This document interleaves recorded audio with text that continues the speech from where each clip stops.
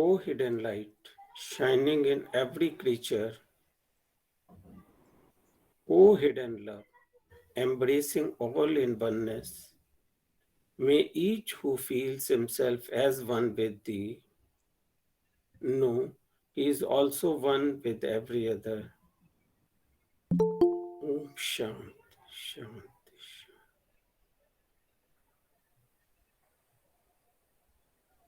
Brothers and sisters, we welcome you all in the Shankar Lodge Delhi online meeting today, this Saturday evening. We are privileged that Rajiv Gupta, now a national lecturer, who has given his thoughts on the topic, the astral plane and the astral body, in the last talk. And now today he will continue the same topic. We may mention here that Dr. Rajiv Gupta is a member of Shankar Lodge, New Delhi. He is currently the secretary of the Shankar Lodge. He joined the Theosophical Society in 1989. He became a life member in the year 2005. He served on the post of president of Delhi Federation and Shankar Lodge on multiple occasions. He has participated in and conducted the study camps in Delhi. Professionally, he is working as chest specialist in ESIC Hospital, New Delhi. Now, without taking any more time, I now request Dr. Rajiv Gupta to please continue his topic he has taken in the last week, the astral plane and the astral body, part 2. भुवरलोक और भुवरलोकीय शरीर भाग 2. Dr. Rajiv Gupta. Thank you, Brother Madhuji.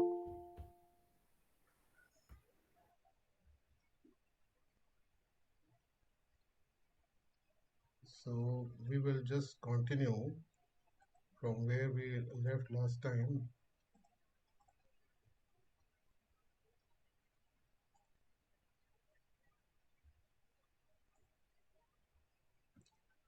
I think we can see the slides. So this is the topic that we had started, the astral plane and the astral body. And we did the first part last time. I'll just summarize what we had done last time. This talk is based on the work of C.W. Leadbeater, who has done original work on this, and he has given his first-hand account of what he learned. He was trained by his master, and not only after getting the training, before presenting this talk to London Lodge in 1894, he confirmed his findings before putting it into print with the 2 or 3 of his colleagues who were equal to him in being trained, as well as his seniors who knew much more than him. And after they had confirmed that yes, what he is talking about is correct, he then further gave it to all of us. He, of course, says that it is not just this much, that what he is talking is only the astral plane or about the astral world. There is much, much more beyond what he is saying, but whatever he is saying is reliable and holds true. Even in the second edition, after several decades, close to his death, he wrote that even after all these years, this was about 1894 to, and he died in 1934. So all those years, he said that he has not found any error in what the account that he had written initially. So we can say that this is quite an authentic account. This is important for us to understand this. Then he says that we need to know about uh, the 7 planes of nature. If a student of Theosophy wants to understand or learn about Theosophy, then one has to be clear about the planes of nature. We discuss the planes of nature. Most of us, we know about the planes of nature, the physical, astral, mental, buddhic, atmic. Then we have what we call, instead of paranirvanic, nowadays we call it as anupadak, and then the adi. And then each of these planes of nature, which are differentiated on the basis of densities of matter, how much the matter is dense. There are 7 subplanes or 7 subdivisions in each plane of nature. So physical world has 7: solid, liquid, gas, and etheric. Astral has similar, mental has similar. So all of these. So total overall we have 49 such states of matter based on differing densities of matter. And this is how our solar system has been formed in this way. Now, in the astral plane, uh, what they have said is, as we can see here, they have then further grouped them into the first, second, and third subplane as one group, fourth, fifth, and sixth subplanes in another group, and the seventh has been left alone. We will see this as we go on this time, why this grouping has been done. Then we saw last time that when the Earth and the Moon are closest to each other, that is, when the Moon goes around the Earth, there is a point at which it is the closest next to the Earth, near the Earth. That point is called perigee. At that point, the astral sphere around the Earth sphere and the astral sphere around the Moon sphere, they both are in close proximity, in fact, joining with each other. Then astral world has been called the realm of illusion because the impressions that we get from there are not easily transferable. There is no reliability of the impressions that are being transferred to us because of our lack of preparation of the physical vehicle. Also because we are not trained to see things as they are in the astral plane. The vision is much more broadened. It is slightly different than what it is in the physical plane, as well as the uh, the entities and the fluidic nature of the astral plane, the quick changeability in the astral plane, that causes a lot of confusion in untrained seers. So that is why the reliability of impressions and that causes this whole plane to be called as the world of illusion for the untrained seer. Then, as we sleep in our physical bodies, we actually enter the astral plane. But most of us who are from the cultured classes, those who are much better off and not savage, but much cultured, we are our astral bodies are well prepared to work and work as independent vehicles on the astral plane. But because we are inward oriented even on the astral plane, we are just thinking about our own thoughts and not outward oriented. So we are really not focused on the surroundings of the astral plane. So as he writes, we are awake on the astral plane during sleep, but generally we are very little awake to the plane. Then we went on to learn about the inhabitants. The inhabitants have been divided into three parts: the humans, the non humans, and the artificial. This is, we're talking about the astral world, the astral loka, in which there are entities which are human, there are entities which are non human, and there are then the artificially created entities. Last time we did in the human, there are again two subgroups. We did the first one, that is, those humans who are still having the physical body. Amongst these, there are the four groups: adept and his pupil, the psychically developed person, that means untrained person, the ordinary person, and the black magician. Amongst the humans who do not have the physical body or the physical body has died, such there are about 10 categories. And the 10 categories are the Nermanakayas, the pupil awaiting reincarnation, the ordinary person after death. We had done till here last time. In the non-human entities, we have 4 categories. In the artificial, we have 3 categories. So let's see. Last time we talked about the adept and his pupils because they are retaining their physical bodies. They are still working, living in the physical bodies. They can be found in the astral plane. We have talked about these people. They are very highly evolved entities. Then there are those who, because of their previous work, the karma that they had generated, they were born with the ability to work or even see partially the astral plane. Yet, because they are not being trained, their reliability of the impressions that they get or the understanding of what is happening on the astral plane is varied and cannot be held true. So, such there is a big group of these people, the psychics.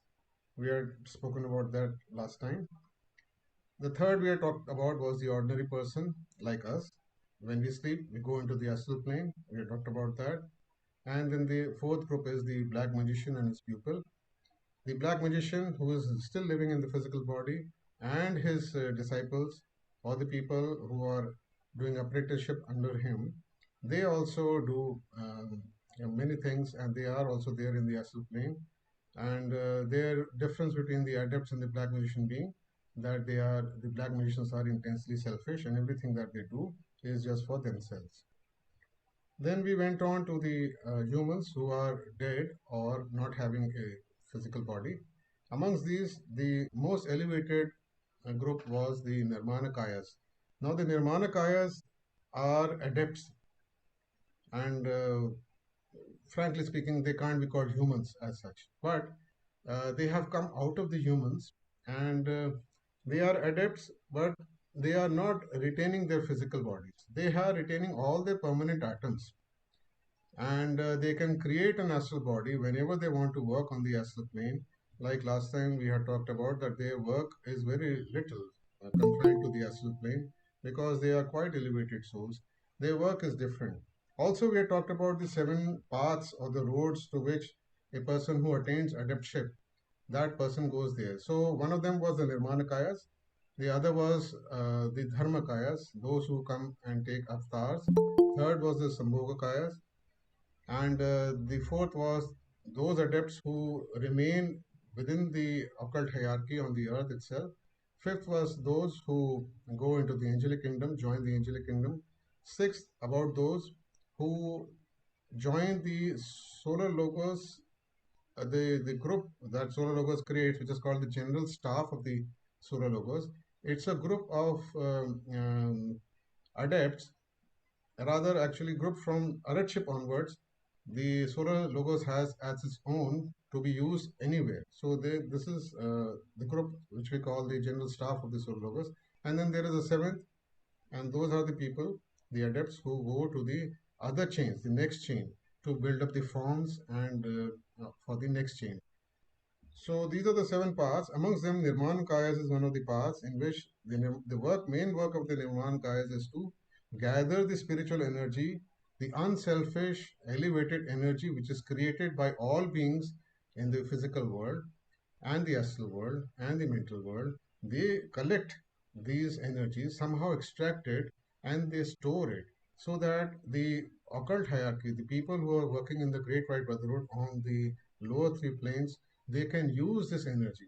The adepts, they can't use their own forces. They have to use only those forces which have been created by humans themselves as part of the karma. Only those they can be used. So they are very choosy and selective in how much energy that the adepts they use because it is quite precious. It has been collected within Nirmanakayas. This is actually, we are going on the sideline, so I don't want to go into details of this. Then we had talked about the pupil awaiting reincarnation. Now, this pupil has the pupil who is elevated enough to forego his devachanic plane life. Such a pupil can, after the death of the physical body, again get reincarnated in the physical body, either a fresh one, like a new birth, or can take up another body. But for this, he has to take permission, high permission from the required authorities, as well as his master should agree that he is capable of doing it and he should be allowed to do it. Then we came, and this is where we were last time, and this is the biggest group amongst the humans, the ordinary person after death of the physical body. As we know, hundreds and thousands are dying every day. So this class is the maximum amongst the humans. Although if you see the humans, the non-humans, and the artificials, these are the three inhabitants. I'll again show to you. These are the three inhabitants, the humans, the non-human, and the artificial. The humans are plentiful, but they are still less than the non-humans, and the non-humans are still less than the artificial. So the maximum number of entities which are present in the astral world are the artificial, then comes the non-human, then the human. So even when we consider that the number of people who have, number of humans who have died are in hundreds of thousands, yet still On the astral plane, there are other entities which are much more in number than the people who die, the humans that they die. Now we have talked about also we have talked about the limits to which the length is there. So this is a slide from First Principles of Theosophy. Here we can see kind of an average which is given by C. Raj Das, in which he says that if we see in a degenerate or a very animal type of person, really a low grade human, more like an animal than a human, in such a person, the astral plane life is very little, just 5 years, because it's like an animal, so not much is there. In the savage, a lot of desires have been created. The person has strong desires. So, such a person, the average is about 40 years. Same as an artisan. Again, not a very cultured person, another 40 years, approximately. Farmer, 40 years. A merchant, merchant meaning any person who has much more advanced emotions, such a person is 25 years. The baser emotions have gone away. Such a person has 25 years. A doctor, a person who is much more advanced, again 25 years. Idealist, philosopher, person who's living more in the mental side, 5 years. And of course, a disciple or a spiritual minded person, hardly any.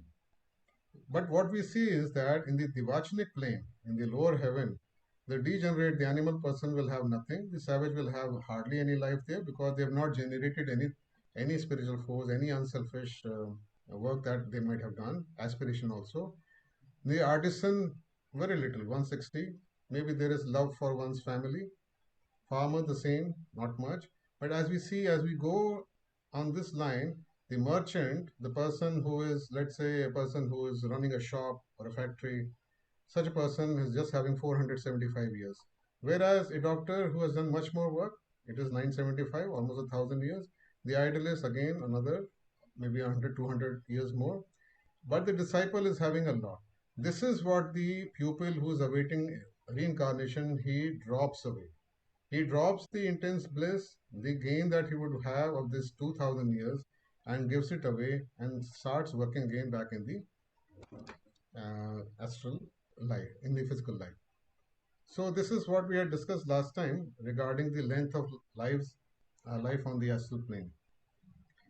Then also we had talked about that the average person has not freed himself from the lower desires before death, and it takes him some amount of time uh, for him to leave that astral matter or the desires in the astral plane before he can proceed further and leave the astral body as well.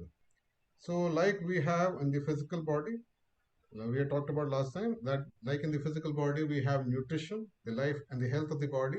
Based on that nutrition, there is health, there is strength in the body. Same in the astral body, there is strength made up from the desires.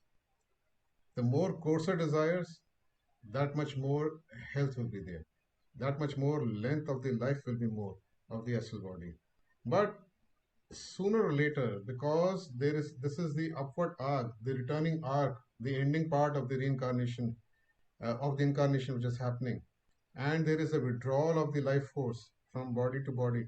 Sooner or later, this life force will get dissipated, the astral lower coarser matter of the astral plane will get dropped, the desires will wane away, and the person will die on the astral plane as well.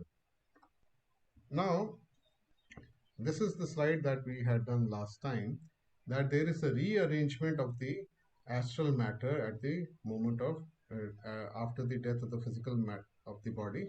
And this is what we had done last time, that we have to be careful that we do not allow the rearrangement of the astral body to take place. Once the death has taken place, the astral body feels threatened, endangered. There is some feeling of fear because the astral body is made up of hundreds of millions of atoms, and these atoms together, when they work together as a unit, they have their own dull consciousness, and we in Theosophy call it the desire elemental. Because of this dull consciousness, it feels threatened. It wants to take preventive action to protect itself. How does anyone protect itself? By putting the outermost layer, which is the coarsest layer, by putting up a shield outside itself.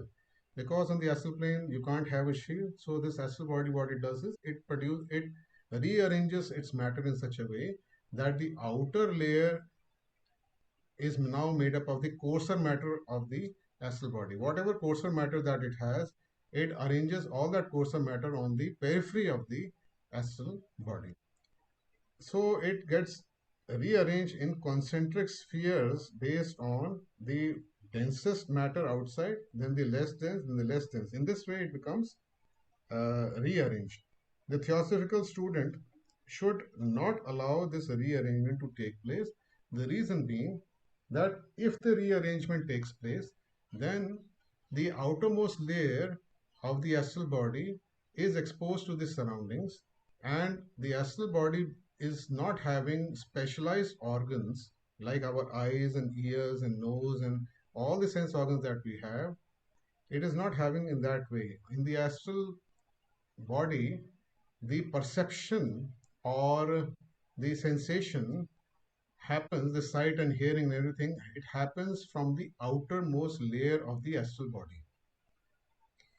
Now, and the whole of the matter of the astral body is in circulation, so that all the matter of the astral body, it is in very rapid circulation. All the matter of the astral body gets moved around, and the outermost layer of the astral body is therefore made up of matter which is moving. And so the all the particles, all the atoms of all the subplanes which constitute the astral body of a person, they get exposed to the surroundings of the astral plane, and therefore the person can now perceive each and every part of the astral plane instead of being confined to only a particular subplane. It might be slightly difficult for some people to understand this. If it is not uh, clear, then later on after the talk, at the end part of the talk, we can again discuss this. This is an important concept to understand, that the specialized organs are not there in the astral body. The astral chakrams, they are the ones which are making the perceptions possible, and the matter is moving through the chakrams, circulating through the chakrams throughout the astral body. There is the circulation of matter which is happening, but the perception, but the recognition of what is there on the in the astral world, it happens from the outermost layer which is present at that moment on the astral body. If the atoms of the astral body are in regular rhythmic circulation, then the whole of the astral body is perceiving the astral world. And because the whole of the astral body is made up of matter of all the subplanes, then therefore the astral body can see or perceive the whole of the astral plane. Just like if we were to be confined, let's say, underground in the physical world, then we would only see what is there below the earth. And if we were in a jail, in a dungeon, then we would only see what is there in the underground part. We will not be able to see what is there above the surface of the earth. We would not be able to see the trees, the air, the birds, the water, the sea, the ocean. All those things we would not be able to see. We would be just confined to one area.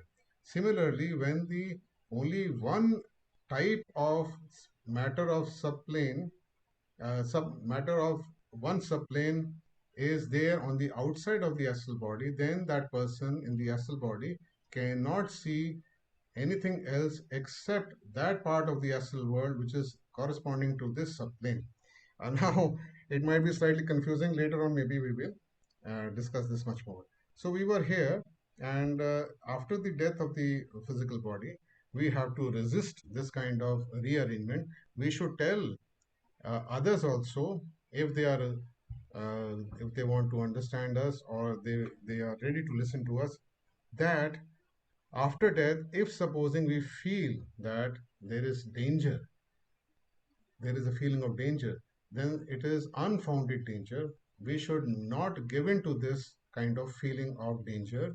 We should stick to our ground, that nothing can hurt us, Nothing's going to happen. Everything will be okay.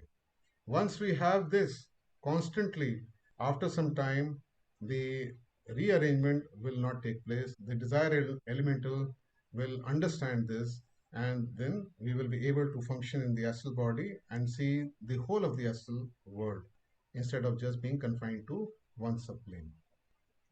Now we go on further, and we see that amongst the humans, there are certain class of humans, as we saw, who are called degenerates or savages, those who are, more or less like animals, only concerned with physical gratification.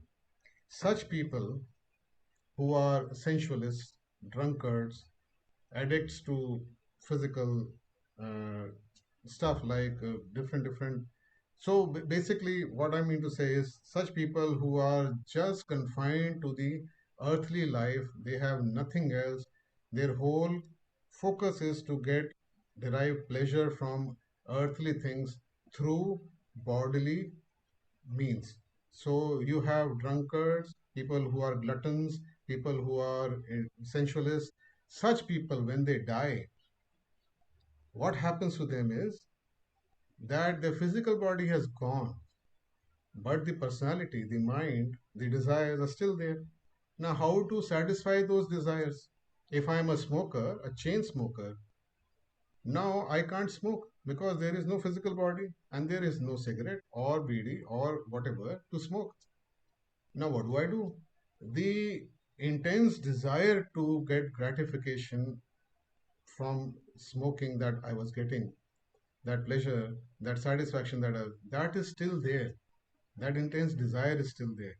Rather, I would say, as he has written C.W. Leadbeater elsewhere, that the desires become hundredfold more stronger in the astral plane than when we experience the same desires in our physical bodies. The reason being that the physical brain itself, it decreases the intensity of the desires because of its grossness. So the desires, if supposing they were there at a very at a level of 100, let us say, just as a kind of scaling from 0 to 100, if there was the desire was of 100 on a scale, then the same person, when he comes into the physical body, that same desire of 100 scale would go down to 10. So what we feel here in the physical body, the desire, if we were to leave the body and go into the astral plane, that same desire would feel as if multiplied by 10 times or 100 times. So such a person, basically several times, uh, that person would feel intense desire. So the desire will increase, but the ability to satisfy the desire would not be there. What will happen to such people? For them, it is a living hell because I can't satisfy my desire. So they suffer terribly, as it is written here, suffering terribly from the fact that while these earthly lusts are still as strong as ever, they now find it impossible to gratify them, except if they find a medium, a person whose principles, whose bodies are loose, and they can grab hold of that person and lead that person to what they want to, supposing smoking or drinking. So in vicarious manner, they can satisfy their desires by obsessing another entity, a living human being, and satisfying partially their own desires, and they find some gratification. So they clutch on, they find, they look for such people. So such entities after death are found near these bars and shops where, and all these places where such people congregate, where he, when he was alive, was also going there. So such places are also crowded not only by the living people but by such dead people as well. So this is the fate that happens to a person who is who's a savage, who's a degenerate, who's a person who is much more while in his living life he is totally into earthly desires and gratification through the physical body. That is why the division of the seven subplanes of the astral plane as we had done earlier. I'd shown. I'll again show it. Here we see these are the three divisions of the astral plane. There are the seven subplanes of the astral plane. This seventh subplane, the most grossest subplane, which corresponds to the physical solid subplane, it is the matter of this astral subplane is more or less on the surface and below the surface of the physical world. And such a place has been described by C.E.O. Leadbeater as a very dense blackish kind of an existence or a place where you feel as if you are pushing against darkness. Now the second group in the astral plane, it consists of these three subplanes, the fourth, fifth, and the sixth subplanes, which are the ordinary subplanes which correspond to our earthly life. The sixth subplane, especially on the surface of the earth. Then there are the three subplanes. This group of first, second, and third subplane. This group is actually present at a very elevated, or let's say at an altitude, which is much more beyond the Earth sphere. And the people will read it, and the people who are there in the first subgroup, they are not in touch at all with the Earth.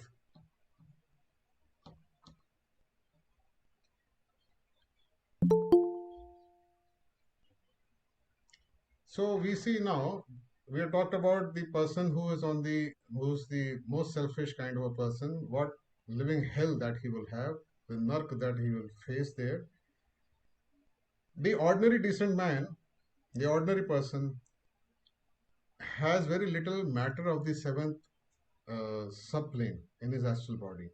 There might be some matter. There might be a person who is an ordinary smoker, person who socially drinks, who's not really addicted to it, can leave it. He's not really affected. He would like to have it if it is there, but his focus is not on drinking or smoking or all these things. Such a person, when he dies, or the ordinary people when they die, what happens to them is, since the matter of the seventh subplane is less, the focus of consciousness in the astral body is not on the seventh subplane, but rather on the sixth, fifth, and the fourth. So if the person is such a person of if he dies, he is still much more connected or thinking about the people that he's left behind or his affairs behind. So supposing he was running a shop, he might think what will happen to his shop or what will happen to his family. So he stays there and sees, because his focus of consciousness is much more on the sixth subplane, which corresponds more to the level of the earth, the on the surface of the earth. So they are found hovering about the places and persons with which he was most closely connected while on earth. This is the majority. Then the fifth and the fourth subplanes are of similar character, but we slightly get elevated or move away from the earthly associations. The persons who are now those who are now on these subplanes, whose focus of consciousness is more on these subplanes, that is, the matter of fifth and the fourth subplane is much more in their astral body, such people tend to become more dissociated from the earthly associations and tend to rise or go away into their own thinking patterns, into much more different spheres of thinking concerns what they used to have. So let us take a case of a merchant, a person who is who is who was running a shop or was a salesperson there, and post mortem, after he leaves his body, he tends to think of what was there, what his associations were there with his colleagues there. Those thoughts are still there with him, but slowly over a period of few years, they start to move out, and he starts to think more in terms of other things which were there in his life and moves away from this earthly part. So we go on to those whose focus of consciousness or whose astral matter is much more on the third subplane. Such people, they are so far away from the earth and the earthly matters. We must remember here that whole of the astral world is made up of counterpart of the physical world also. So if there is a table or any physical object, it has a counterpart in the astral world. So the whole of the physical world is represented or replicated or duplicated in the astral world as well. But such people who are on the third subdivision, they are physically, not physically, they are the distance between the physical matter and the astral matter, the counterpart is too far away for them to perceive such astral matter, which is the counterpart of the physical matter. Such people, they are so much away and they are so much living in their own thoughts that their own thoughts tend to create a new world around them. They tend to build up imaginary cities or areas and they tend to live in those. It's an imaginary world in which they are living, and it has been described as Summerland in different texts earlier, just to tell that it is a very pleasant time for them because the astral matter is very fluid, easily moldable. So they are unconsciously doing it and living. Not only are they living in their own created astral world or the cities or areas that they have created, supposing a park or a building or anything that they have created, and they tend to think that they are living there, the previous people who had been living in that area, astral world, they have also left behind their own imaginary cities, we can say cities, buildings, or whatever they had left behind, they are also occupied by these people. So it's like I enter into a place as I am moving out of the astral plane, as I am leaving my grosser desires, and my astral body is now having more matter of the third subplane. I enter into a region. It's like I go to a new place where I find many other different things are there. I find a city. I find a place where, by a city, I mean an area where there are a lot of buildings, just like in the physical world. I go to a new colony, a new place where I find different types of structures, different types of people, and I go there and I try to find. It's like if I enter into a new village, then I find certain people, and I am also projecting what I would like to see and creating at the same time. So this is what is happening with these people, and they live in these imaginary cities as if they are living on the physical plane, as they used to live. I know it might be slightly difficult to grasp, but uh, if there are any questions regarding this, maybe later we can take it up. The second subplane seems especially the habitat of the selfish or the unspiritual religionist. So, supposing I'm a Pandit, I'm a priest, so and I believe in my God, or I believe in the practice that I do. So, for me, a lot of matter of my astral body will be of the second subplane. So what would I do? I will create another mandir, another church or a gurdwara or whatever it might be, and start doing the same practice there itself. So that will also happen. Not only this, I will also tend to meet the people of my own type, and such people will try to group together, just like we do it here. The same thing, because the personality is still the same. The thinking and the desiring and the person's way of life and his abilities to um, perceive and understand, his limited understanding is still the same. Just the physical body has dropped away and he finds himself in a different place. So such a person, such people, they tend to group together who have similar interests, similar languages. They feel they belong to different nations. They tend to come together also. So then we go to the highest subdivision, and here we see that the first subplane of the astral plane, here those people are present, those who have a lot of intellectual pursuit. They are least bothered about the earthly things, the materialistic things, but they are still very selfish. They want to solve their intellectual puzzles, discussions, arguments, but it is always devoted to or always related to their own selfish ends. It has nothing to do with helping anybody else. So such people, they have a good time here and they remain here for several years here. and as there's written here, happy enough to work out their intellectual problems, but doing no good to anyone. Uh, I hope I was slightly clear. I try to, you know, um, put it in simple language. Otherwise, this whole what I've just said, it would have taken this whole 1 hour just to break it down and to explain it very, very slowly and clearly. I hope if you have done your previous studies a little bit on the astral plane, it would be clear. Otherwise, we'll take it up later on. Now we have to understand another important concept, and this concept is that, as we can see on this slide, there are three circles made here, just as a representation symbolically. The innermost is can be taken up as the physical body. PB means physical body. The reddish circle here, which is beyond the inner circle, the intermediate circle, or the this one is the astral body, and then the third one is the mental body. These are the three bodies that we have. When the death of the physical body takes place, this innermost part, it breaks away from this. This is one unit when we are living, all the three together. At the time after the death of the physical body gets separated. Only these two remain, the astral body and the mental body together. And these two together have been called in Vedanta as Manomaya Kosh.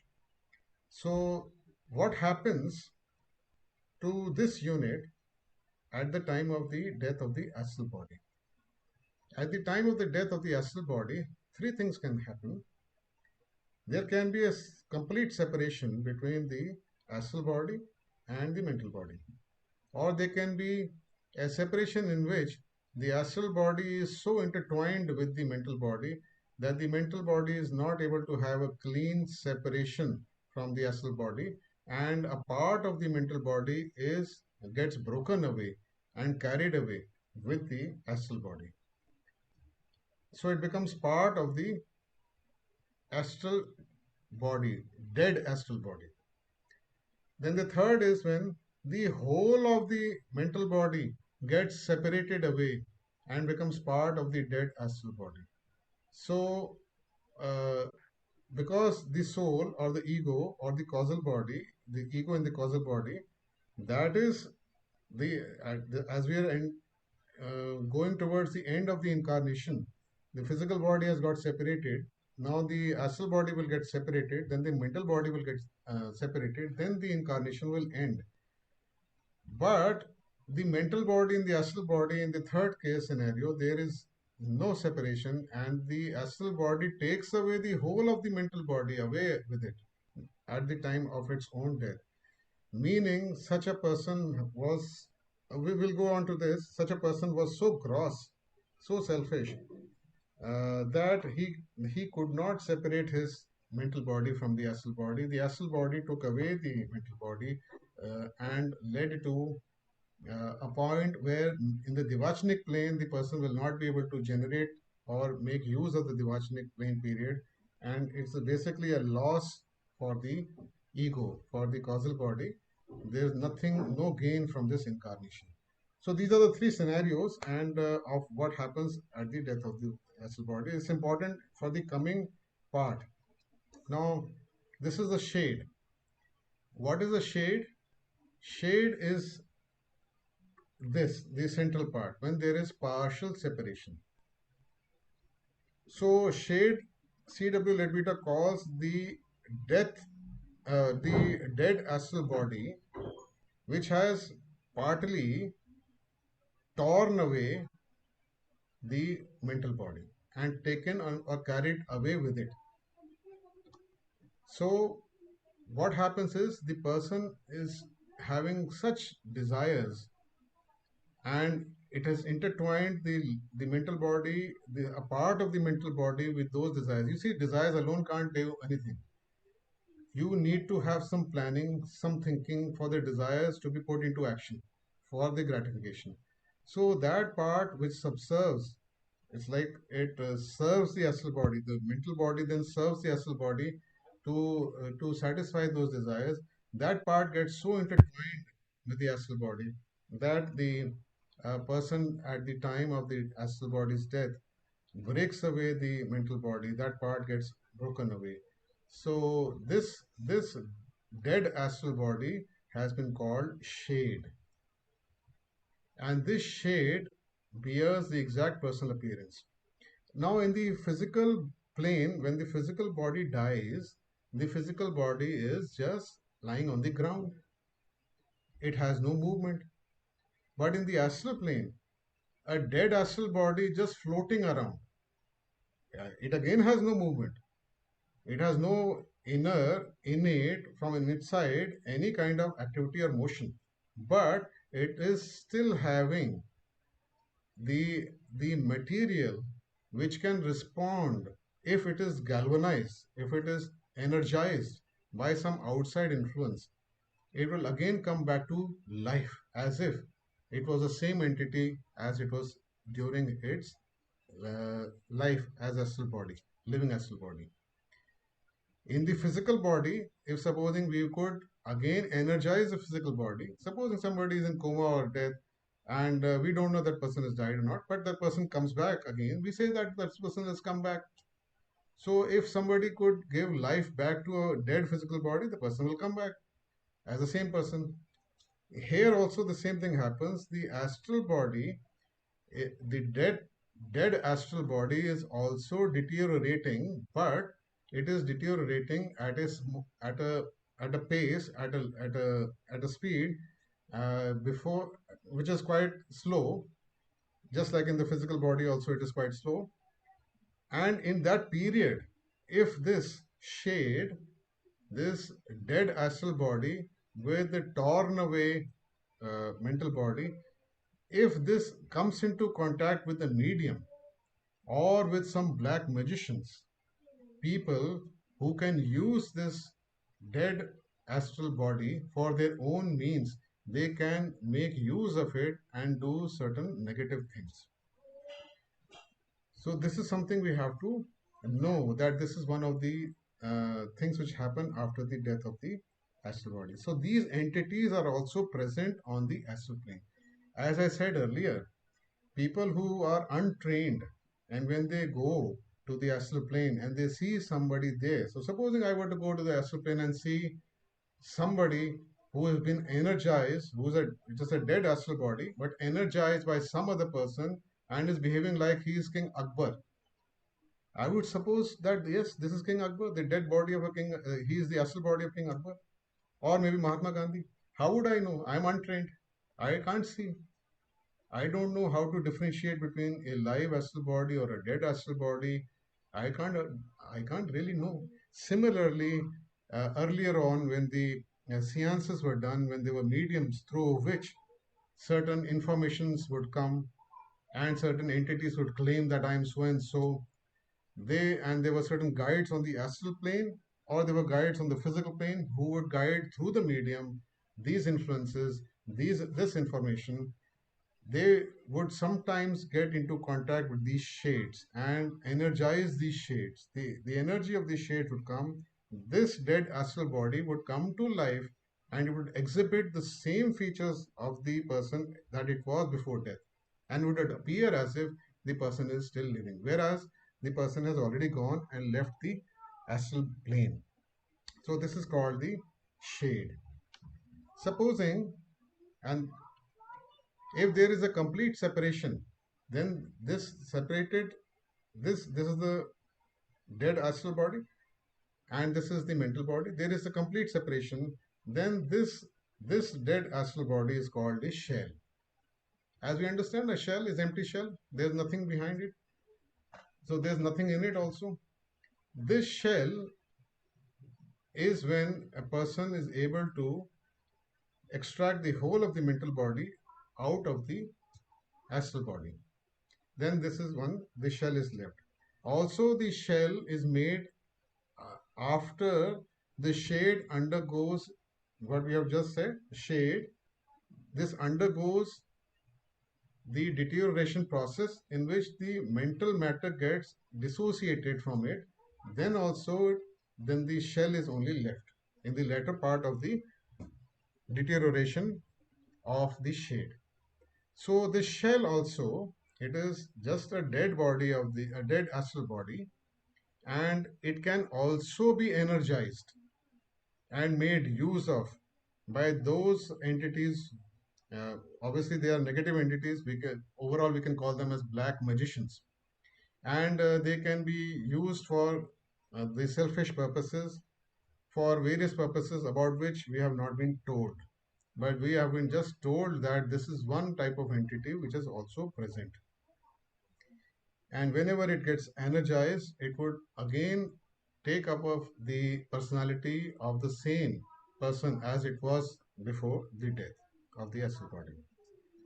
This same shell can be vitalized in another way, and this for this to happen, a high kind of black magic has to be used, and this shell can be then made use of in a lot of to do a lot of bad things, negative things, about which again they have not told us. So, but they have said that this is also one entity which is rarely found on the astral plane. Then we come to a group which is called the suicide and the victim of sudden death. We also find that apart from the ordinary people who die due to old age, due to prolonged disease, or even short amount of disease, but whatever it might be, but it is called a timely death, a natural death. But here, when there is sudden death or there is a suicide, these two groups of people are also found there. There is a difference between these and those who die due to old age and due to prolonged disease. So, when somebody dies because of prolonged disease or old age, then what happens is in that process of aging or in the process of this prolonged disease, the person's astral body undergoes a change while in the living state. As the person is aging, a lot of grosser desires they drop away, and there is a change in the astral body.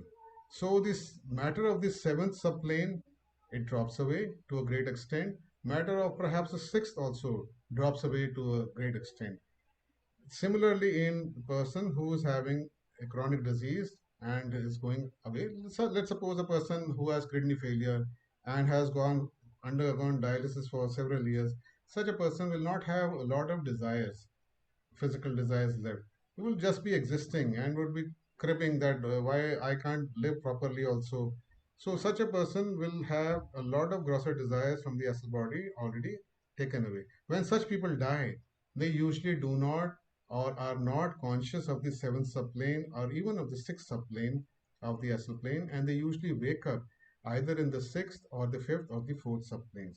For them, most of the negative or the grosser part of the astral world is left, and for them the onward journey is of a good type, and they can easily then leave their astral bodies also in good time. Whereas the people who are the victims of sudden death, accidents, or suicides, they have a different fate altogether. If the person who has committed suicide or is a victim of sudden death is a good person, a noble person, as it is written here, whose earthly lives have been pure and noble, and have very little affinity to the grosser part of the astral plane, then they remain in quiet slumber, a sleep full of rosy dreams during that part in which their grosser part of the astral matter is shed away slowly and slowly. That disintegrates, that leaves them. So they go into prolonged sleep state, and the seventh the matter of the seventh subplane in their astral bodies that gets shed away, sixth also gets shed away because there's a rearrangement of the body. If you remember, we talked about that the astral body is rearranged itself, so that outer layers they get disintegrated, and then they come out of their unconscious state in the astral plane at a higher level. And those, on the other hand, whose earth lives have been low and brutal, selfish, again, those savage kind of people, if they die because of suicide or because of some accident, then what will happen? The same thing will happen. They will not be able to satisfy their own cravings. they will feel that they are now in hell. They will be in a place where there will be gross, evil, negative type of astral entities, which we will talk later on.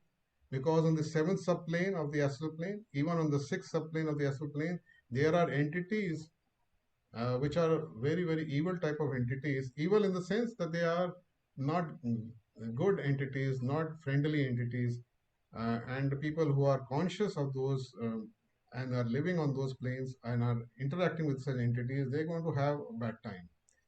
So they themselves become horrible people because out of their craving, we have just gone through that they try to obsess others, and they, as it is written, they hang around butcher shops, public houses, wherever the gross influences, and they try to obsess people, go to the people who are mediums, find out those people, anybody through whom they can vicariously get their own fix. In the Mahatma letters, this quotation is there. These are the pishachas, the incubi and the succubi of medieval writers, demons of thirst and gluttony, of lust and avarice, of intensified craft, wickedness, and cruelty, provoking their victims to horrible crimes and reveling in their commission. Now, there is a small difference between the suicides and these, that there might be suicides in those cases who are of respectable people. People who have committed suicide are made to go through the portal of death because of certain reasons, like in the case as they are given here of Socrates and Seneca, who were told to take poison, but they were quite elevated souls, and they took it as a matter of, okay, so we'll take it, this is the way it is, and this is the way it is. Such people, they do not suffer this kind of, first of all, they don't have that kind of matter in their astral bodies, and secondly, they again sleep through the period even if they had some matter of that astral body. So this is the way in which they are there. Now unfortunately the time is almost up. I was thinking of covering the vampire and the werewolf and man in the grey world, the black magician. These are the three categories still left. And then I was thinking that this time I would be able to do the first part of the non-human entities, the elemental essence. This itself will take one whole session, I think, elemental essence, and the different types of elemental, because theosophical students should know what is monadic essence, what is elemental essence, what is elemental, what are the different types of evolution and everything. This is very interesting, but I think today we will not be able to do much. So Mathurji, I will Thank you. let you. Thank you, Dr. Gupta. You have very lucidly explained the critical and very difficult to understand the knowledge of the astral world in a most simple and very clear language. Now we will look forward for another exploration into the astral world in the next talk, because it's also very interesting as well. Um, Let me thank everybody who has participated and who has taken knowledge. If anybody has any question, please ask, or you want to add something, please do. It's a very, very vast topic Dr. Gupta is taking. Please, anybody who want to add something. Yes, sir. नमस्कार हाँ sir, I am Anil Kumar Bahuguna. हाँ हाँ बोलिए sir, Bahuguna ji बोलिए. साहब ये बात बताइए, in the astral world the astral bodies they are able to communicate with each other. Yes, yes, they are they able do. To Yes, communicate. Do they live in communities? मतलब जैसे yes, you yes. said that बिल्कुल बिल्कुल. people build Yes, temples, yes, गुरुद्वारास, तो yes, yes. वहाँ भी वो वैसे ही रहते हैं बिल्कुल इन सेपरेट कम्युनिटी. वैसे वैसे ही रहते अच्छा, secondly sir, last time when I heard your talk, the same night my brother-in-law who died about a year ago, हैं. he came in my dream in very morning, in early morning, and he was very much disturbed, but I had heard from you that you should not be afraid of them. They are coming to communicate some, so I was not afraid of him. I was rather very welcoming him, and I cannot explain the whole scene to you, but I one thing, I could not touch him. Secondly, I tried to look directly into his eyes, but he was not meeting my eyes. But he went to toilet. I stood outside the toilet waiting for him to come back. And he came back. I again tried to look into his eyes. At the same time, I received a call right in the morning. This was about 6:30 in the morning. I received a call from his daughter that his wife has fallen down while coming out of the bathroom. And the wife, that is my eldest sister. Eh? She is coming down, falling down. Her condition is very bad. Actually, she had an operation of brain tumor, and now she had gone for further treatment there. But now the further treatment is not possible because she has broken her girdle, pelvic girdle. So she was in utter pain at that time. And he was very restlessly communicating with me, and I received a call, and I was surprised. That same night, Saturday night, I heard it, and Sunday morning this happened.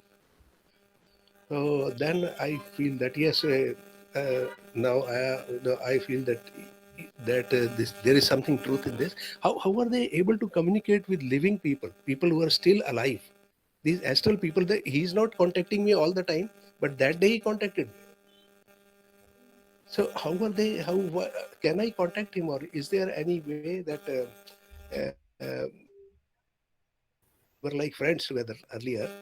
Is there any way that Yeah, can he communicate with me? After that, he did not communicate. Bhagwanaji, many people they fall into this kind of in the situation where they want to communicate with those who have passed away, and they get duped, Uh, and this is why they go into places where such people called mediums are there, who claim that they can make you communicate with them. Now, in theosophical literature, we are told not to do so.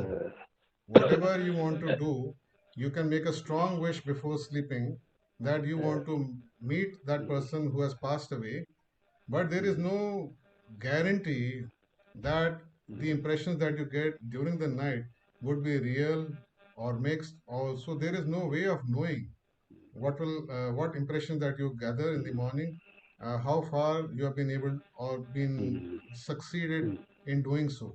There is no way. But one thing they have said, if you the strong wish is there, you will definitely meet those people in the astral world. But apart from that, there is in no the way. astral world. Yes, there is no way as far as we've been given in the literature. Other than the other thing which you said, the shell, in the end, the shell is left. That shell also dies, or it remains forever in the No, no, a astral shell world. also dies.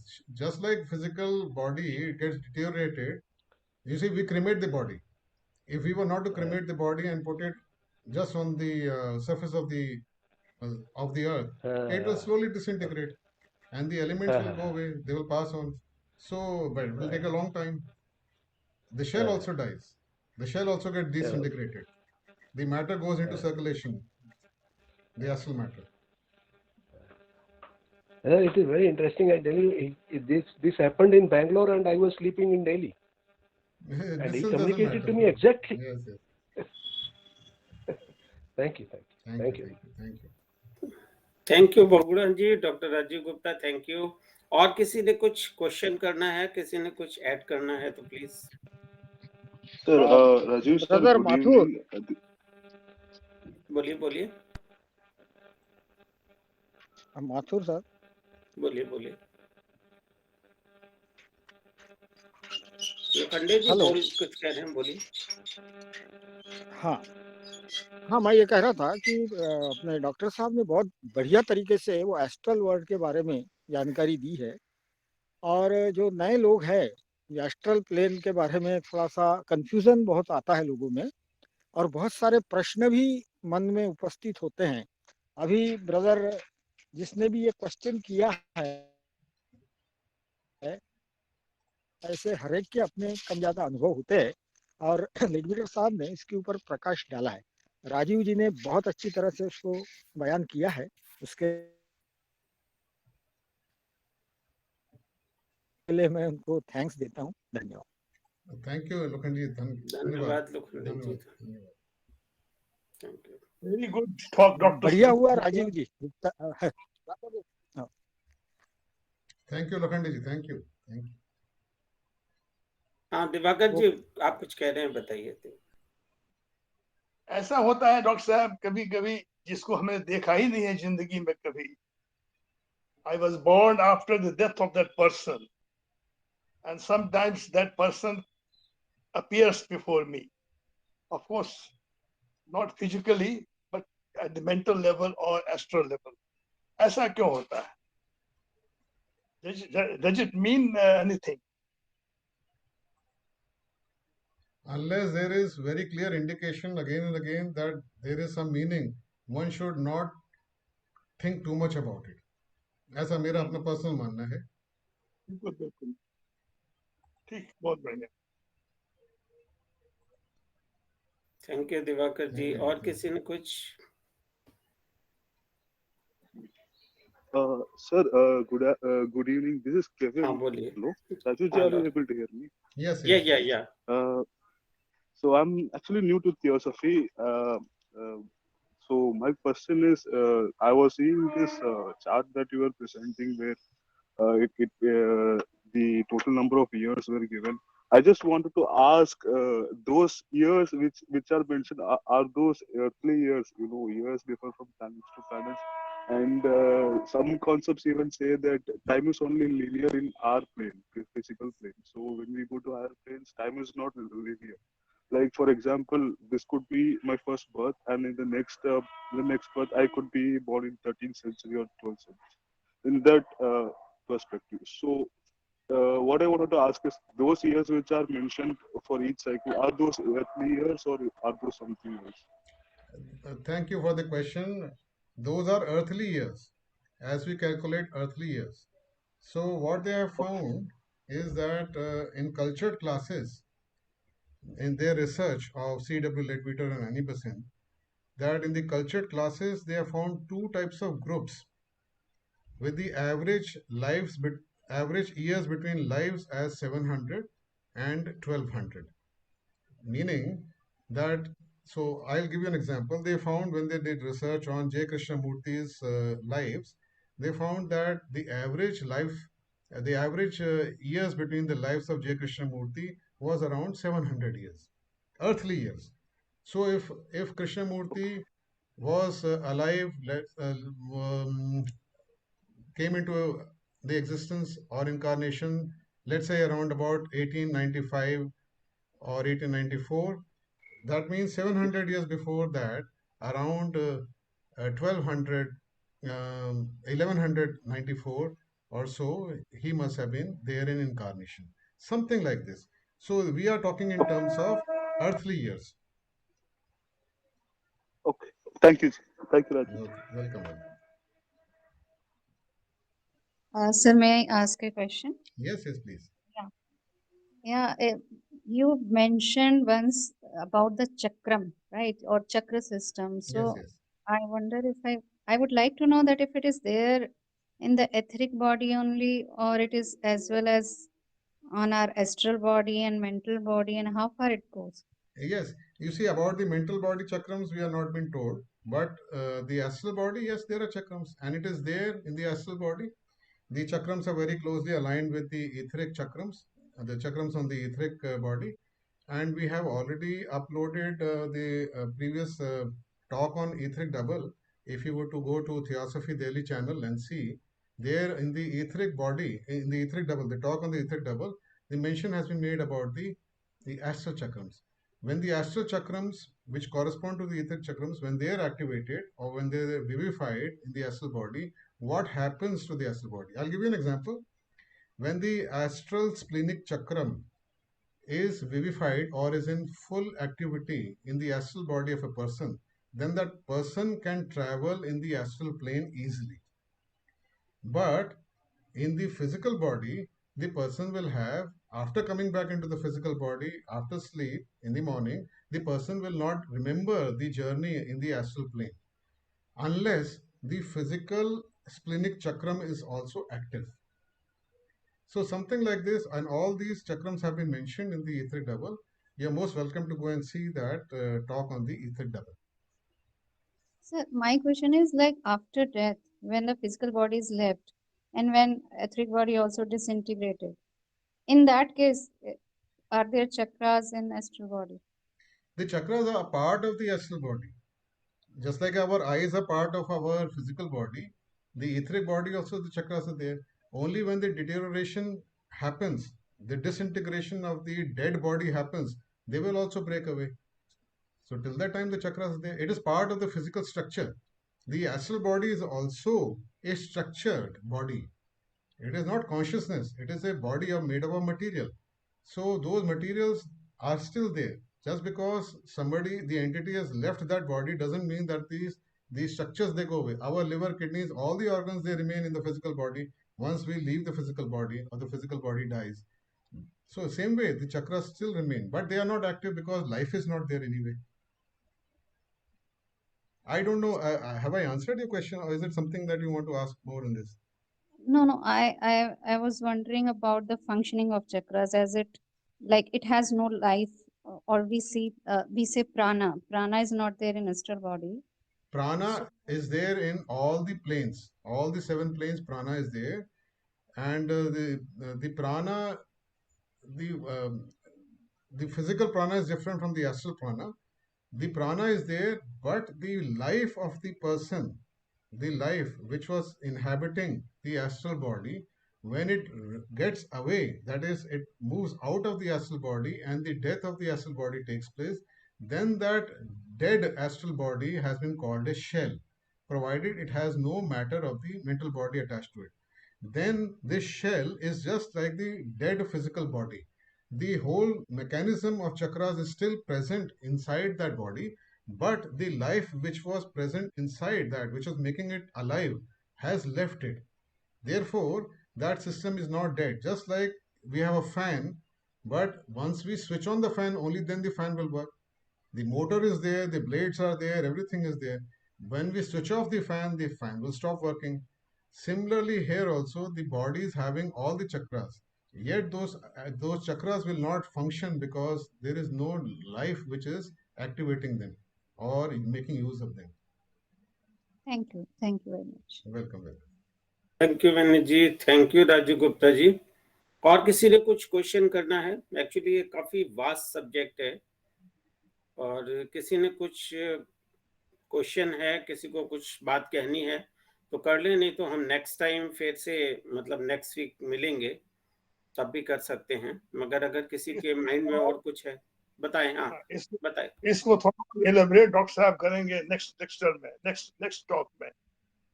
मैं ये मेरा request है, इसको थोड़ा और आप विस्तृत रूप में. अरे ब्रदर, किस चीज का आप चाह रहे हैं विस्तृत रूप में, और कुछ इसके अंदर जो पढ़ा है कि सारे डिस्ट्रॉय हो जाती है, जो physical body and astral body also get destroyed. Only causal body remains. That is the point. Okay, तो इसको थोड़ा सा हाँ कर लेंगे फिर नेक्स्ट टाइम. इस पर थोड़ा सा. जी जी, बिल्कुल बिल्कुल. अच्छा डॉक्टर साहब, ये जो we are reading about the astral body and beyond astral body, तो हमारा पर्पस यही है कि हमारा एवोल्यूशन फास्टर हो जाए. देखिए, हमारा एवोल्यूशन फास्टर तो हम तब करेंगे जब हमारे पे नॉलेज होगी. तो थियोसॉफिकल लिटरेचर हमारे को नॉलेज देता है, एक कॉन्सेप्ट देता है, एक थियोसॉफी के हिसाब से सच्चाई बताता है. तो हम जब सच्चाई को पकड़ते हैं, फिर हमारा रास्ता क्लियर होता है कि हमें आगे क्या करना है. जब हमारा रास्ता क्लियर होता है, हमारा रोड मैप बनता है. जैसे कि थियोसॉफी हमारे को दिल्ली का मैप देता है, जैसे गूगल मैप से ना आजकल, तो हमारे पास जब मैप आ जाता है तो हमें टारगेट भी मालूम पड़ जाता है हमें कहाँ जाना है. अगर सेल्फ रियलाइजेशन टारगेट है, अगर हम नॉलेज हमारे को आती है और हमारे कन्विक्शन होता है कि हम एक्चुअली में बॉडी नहीं है, हम स्पिरिट है, कॉन्शियसनेस है, और जीवन मुक्त अवस्था, अडेप्टशिप, सेल्फ रियलाइजेशन, निर्वाणा, जो भी आप कहिए, वो हमारा टारगेट है. तो हम उसको कैसे पहुंचे, क्या क्या मीन्स यूज करें, क्या रास्ते अपनाएं, वो फिर जब हम उस पर चलना चालू करते हैं तो हम अपना एक्सेलरेट करते हैं एवोल्यूशन को. मगर अभी जो हम पढ़ रहे हैं, वो हम पढ़ रहे हैं कि यहाँ हकीकत क्या है, हमारी डेथ के बाद में हकीकत क्या है, किस जगह पे हम लोग जाएंगे, कौन से लोक के अंदर हम जाएंगे, और जब हम सोते हैं तो भी हम कौन से लोक में जाते हैं, हमारी फिजिकल बॉडी के साथ में और कौन सी बॉडी जुड़ी हुई है. तो उसके में से एक बॉडी, एस्ट्रल बॉडी की हमने आज बात करी है. उससे पहले हमने ईथरिक डबल जो प्राणमय कोश थी उसकी भी पहले बात करी थी. वो भी अपलोडेड है, आप उसको भी देख सकते हो। तो हम अभी ये सब टॉपिक्स ले रहे हैं, फिर एवोल्यूशन के ऊपर जो फिलॉसफी है जो वो उसकी भी बात करी जाएगी आगे। Thank you very much. बस मैं यही कह रहा था कि जैसे और लोग जो रास्ते रास्ते बताते हैं, भक्ति करो, ये करो, वो थोड़े से सिंपल है। इसमें बड़ा डीप स्टडी है, अंडर एस्ट्रल प्लेन है, ये the 7 different. I was also reading another book by Leadbeater, जिसमें उन्होंने वो 7 प्लेन्स के बारे में बात किया, how it was formed, how the whole existence started. उसमें उन्होंने जो स्टार्ट किया है, it's very elaborate and very complicated and बड़ा गहरा अध्ययन है। और दूसरे लोग, कुछ लोग बड़ी सिंपल बातें करते हैं, तो क्या ये दोनों पहुंचाएंगे एक ही जगह है? देखिए, मैं दूसरे के बारे में तो कह नहीं सकता, मैं तो थियोसफी के बारे में कह सकता हूँ कि वो थियोसफी तो पहुंचाएगी, आपको अध्ययन तो करना पड़ेगा। देखिए, आप जाना चाहते हो ना, अब मान लो आप नई दिल्ली रेलवे स्टेशन जाना चाहते हो, तो अगर आपको यही नहीं मालूम आप कहाँ खड़े हो, और आपके पास में कौन सी बस स्टैंड से कौन सी बस वहाँ जाती है, या कौन से मेट्रो स्टेशन से आप मेट्रो लेके कौन सी मेट्रो लाइन आपको वहाँ ले जाती है, तो आप कैसे पहुँचोगे? तो थोड़ा बेसिक नॉलेज तो हमें रखनी पड़ेगी, थोड़ा सा हमारे को वो जनरेट करना पड़ेगा कि हम अपना कन्विक्शन जनरेट करें, वे ऑफ लाइफ को हम अपना जो है इस्टेब्लिश करें और आगे चलें उसके ऊपर। कोई भी सिस्टम हो, कोई भी ग्रुप हो, चाहे आप सदगुरु हो, चाहे ब्रह्म कुमारी हो, कोई भी हो, वो जिसका भी सिस्टम आप फॉलो करते हैं उसकी स्टडी अध्ययन थोड़ा बहुत तो करना ही पड़ेगा। Uh, Rajiv ji, can I ask okay sir, another yes question? Yes thank you This very is much. Kevin. Yes yes So Yes. I had this doubt about the word savages. So when someone says the word savage, everyone's mind will go to early men. So people will think early men would think early men were savages. But when I was having this thought process, so I was thinking, where did spirituality start? So it occurred to me that spirituality started when our people began burying people, like not just how humans, even Neanderthals, Denisovans, even there are evidence that Homo habilis, these species which they were before us, they buried their dead. So, in that sense, we cannot call people who were before us as savages. And also, this explanation that addicts or savages, that it doesn't fit well with me. In my concept, addiction is like a mental disease, and more so ever, we are all addicts in some way. For example, we drink coffee, we put salt in our food.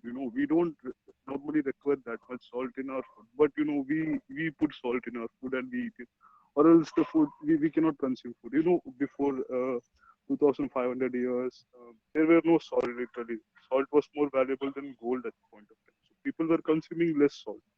So in that concept, I cannot differentiate people, from addicts to non-addicts. So what would we call savages? I do understand the spirits, the evil spirits in the upper plane, but I do not understand savage people in our life, in our Uh, if we thank you, brother. This is a very good point because of your understanding and the understanding of the people who had written 100 years back this book. The savage word here means a person who is more animal type. Animal type meaning a human being has both extremes, can go to very high divinity as well as can drop down to almost like an animal. Animal meaning completely selfish.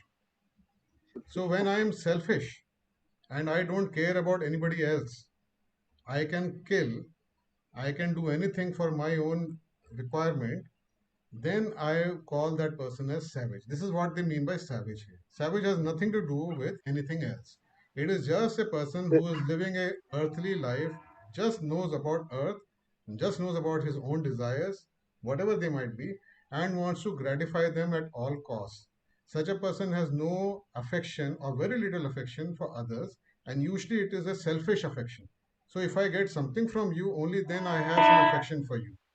So those people have been grouped as savages.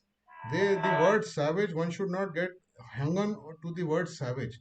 One can say uncultured. Now the question of addiction is there. We are talking about addiction to the extent that if something were to be taken away from you, would you feel so uh, disturbed that their whole life would be disturbed? If you were to say that if you did not get coffee, would your whole day get disturbed? Will your whole life get disturbed? Will you go crazy about it? Will you start looking for ways how to get coffee? Would you beat up people to get that coffee? Would you find ways of getting somehow some money to get some coffee? Now that is addiction that we are talking about in such people. When I don't, you have must have heard of drug addicts who do small petty crimes to gather money to buy their drugs. They may even go to some extent of doing bigger crimes as well. Now, this is the group that we are talking about. We're not talking about people who like to have good food, good life, good luxurious life. It's okay as long as they don't go crazy and they don't. If it is taken away from them, they don't go into criminal activities just to get them back. Such people who are totally dependent on such kind of pleasures or activities, such people we have called them as uncultured people, or in the older books they have called them as savages. In that sense, only take it as savage. Otherwise, you can remove the word savage and replace it with uncultured. Thank you, Rajiv ji. Welcome.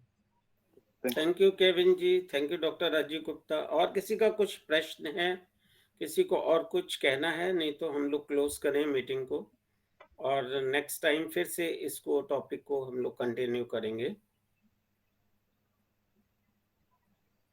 Thank you, everyone. Thank you.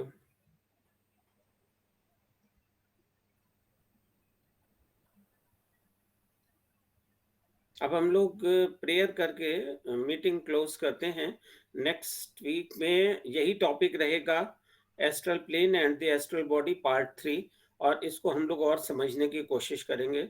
Doctor Rajiv Gupta बहुत अच्छे से समझा रहे थे, हम लोग देख रहे थे जैसे कंक्रीट चीज को एकदम से इतना अच्छे से हम लोगों को समझाना एक अच्छी बात है, तो हम लोग इसको समझेंगे। अब हम लोग प्रेयर करते हैं। ॐ असतो मा सद्गमय तमसो मा ज्योतिर्गमय मृत्योर्मा अमृतं गमय।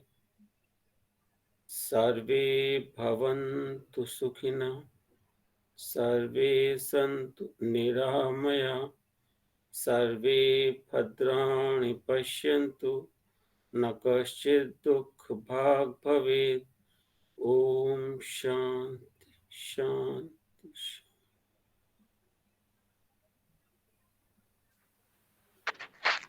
Meeting is close.